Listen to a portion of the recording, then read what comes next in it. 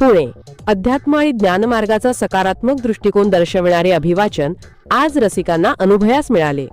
निमित्त होते ज्ञान तेच देवया रमेश बावकर लिखित सुप्रसिद्ध पुस्तकातील प्रसंगांचे.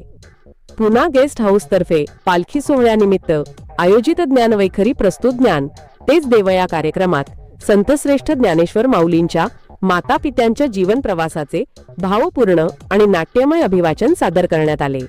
या कार्यक्रमाला संत साहित्याचे अभ्यासक डॉक्टर सदानंद मोरे, डॉक्टर आरती दातार, डॉक्टर दिलीप शेठ गायक, संगीतकार दत्ता थिटे प्राचार्य, सविता केळकर गायक, गफार मोमीन, अभिजित सराफ यांच्यासह अनेक मान्यवर उपस्थित होते.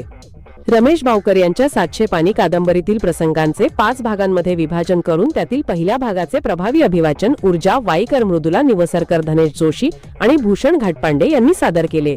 निरूपण, अभंग, भजन आणि भक्तिगीतांनी सजलेल्या या कार्यक्रमाने उपस्थित रसिकांना भावविश्वात नेले. ज्ञानेश्वर माऊलींचे पिता विठ्ठलपंत यांच्या जन्मापासून ते त्यांनी आणि रुक्मिणीबाईंनी घेतलेल्या देहांत प्रायश्चित्तापर्यंतचा जीवन प्रवास अभिवाचनातून जिवंत झाला. समाजाचा रोष, अध्यात्माची ओढ, संन्यास आणि गृहस्थाश्रमातील संघर्ष यांचे हृदयस्पर्शी चित्रण रसिकांसमोर उभे राहिले. यावेळी बोलताना डॉक्टर सदानंद मोरे यांनी ज्ञानेश्वर माऊलींच्या चरित्राचे अभिवाचनाच्या माध्यमातून झालेले सादरीकरण हा धाडसी आणि अनोखा प्रयोग असून तो अत्यंत प्रभावीपणे साकारल्याचे सांगितले. डॉक्टर आरती दातार यांनीही आपले मनोगत व्यक्त केले.